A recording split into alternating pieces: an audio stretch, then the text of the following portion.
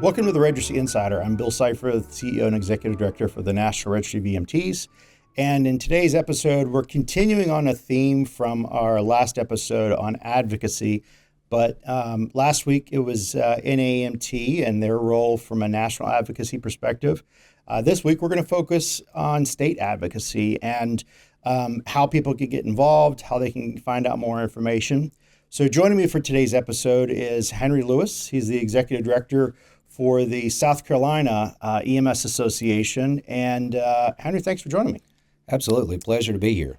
Good. So for starting, let's dive a little bit into the South Carolina EMS Association. What is it? What's its role? And it's evolved a little bit over the last few years. Share with us how that's happened. Thank you. South Carolina EMS Association has been on an amazing journey. Starting back in 2018, we were a small fractured association. We had some competing interests between other associations such as air ambulance and private ambulance, but we all recognized that we had a stronger voice together.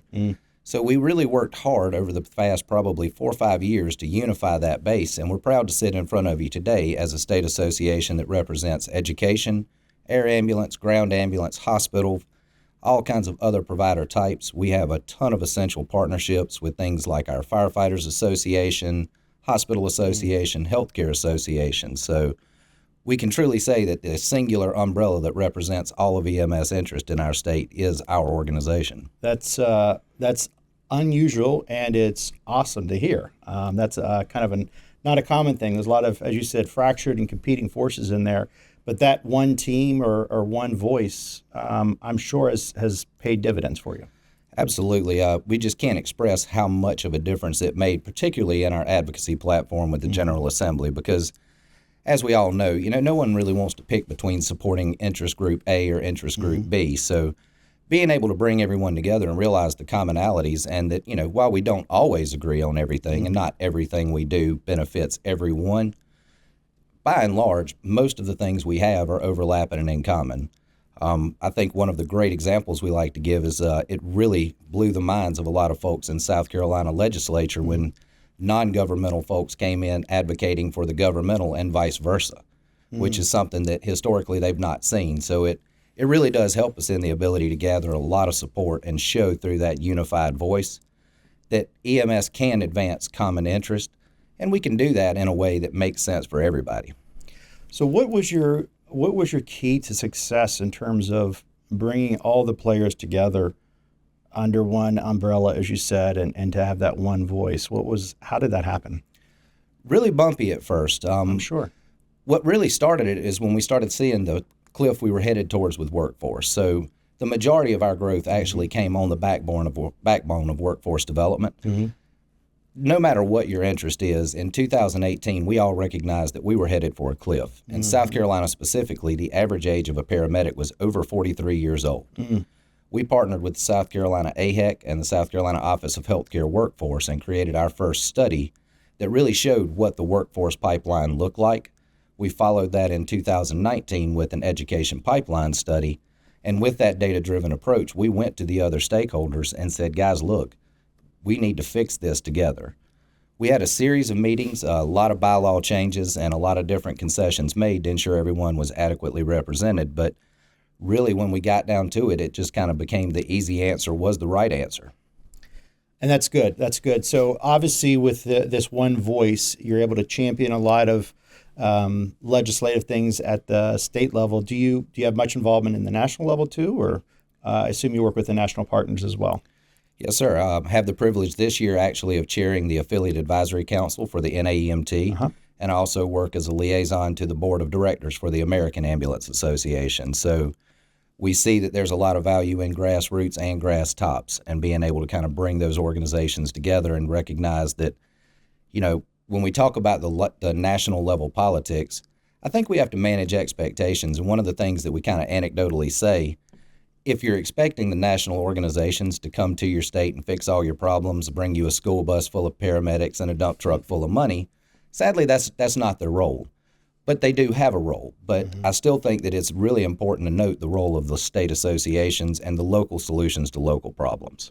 Yeah, and that's, I think, very well stated. And as it relates to, your state advocacy roles. Any stories you want to share, or some kind of proof in the pudding that working together is very successful? You alluded to a little bit earlier whenever you said the EMS entities or EMS personnel were testifying on behalf of the agencies or the regulators. That was a small example. Any other examples of where you had some success to show, as a unified voice, we can do more together than we can apart? Absolutely. As I mentioned, we came together on workforce development. That was the plight of the time. Mm-hmm. And then obviously and immediately after the pandemic, we saw the problems with the exacerbated workforce. Yeah. But that wasn't something to plateau on. We were able to forecast and recognize that EMS economics and education were going to be some of the major battlefronts that were ahead of us. We've largely now shifted into an EMS economic strategy, and I think there's a lot of evidence there that supports what we're trying to do with these partnerships. And the examples that I use, last year, we, in a super red majority state, passed provider assessment tax bill.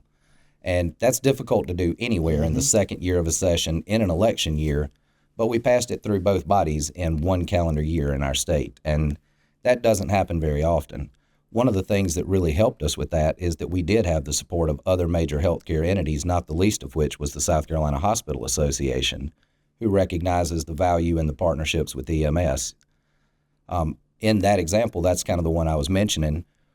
We moved forward with an ambulance supplemental payment program for the governmental folks and then the provider assessment for the non-governmentals. Each of them went to the LCI committee testifying on behalf of how this could benefit each other and that everybody wanted this. Fantastic. Again, one voice means a difference and makes a difference. What are some of the, obviously workforce reimbursements still tend to be the common issues. Is there anything local in South Carolina that you're lobbying right now or pushing for and advocating for? Yeah, our agenda currently is protections for providers for quality assurance and CQI. As you likely know, in a lot of places, EMS are not protected from some of those things if there's discoverability or anything that might involve legal action. We're still moving some things with Fallen Heroes Act, which is our line of duty death benefit that benefits our EMS providers. Again, continuing to look towards some of the things that you're hearing nationally, the surprise billing and all of those types of things. So I think that as we continue to move, we're looking at a position now to where we're going to have to find local solutions to balance the checkbook of who's going to pay for EMS. We did pass an essential services bill a few years ago. We didn't apply funding to it, but we didn't do that somewhat intentionally because what we wanted to do is create the awareness for EMS, and we wanted to make sure that they understood the value and then use that as the leverage to now start having the conversation. Approach. Yeah, and so use that as the stair step. So from that now, hey, it's great that we're an essential service, but who's going to pay for this? And so that's really given us a lot of opportunities to educate our lawmakers about where are some of the deficiencies and how can we better engage with insurance providers and Medicaid at our state level. Awesome. That's really good. And as you said, with the uncertainties with Medicaid and potentially Medicare, I think it's essential that states start thinking of solutions. So good for you. And I want to also say, too, I think it's really critically important that the role of your state associations is that EMS awareness. This is the ideal time to tell our story. And, there's so much victim mentality of EMS that we feel like we're not necessarily treated fairly, but people don't understand us and they don't understand our story. And so with that, I think that more so than passing legislation, having relationships with lawmakers, having relationships with other major players in your state, having relationships with your Department of Insurance, your Medicaid office, we've not found from the South Carolina experience anyone that wasn't happy that we were at the table. To the contrary, they said, where have you guys been? We wish you would have come to the table sooner. We had no idea the needs that you had in the EMS profession. So relationships lead to partnerships, lead to legislative victories and results. That's what I'm hearing. Absolutely. That's awesome. Where can people go to find out more about the South Carolina EMS Association and also to contact you?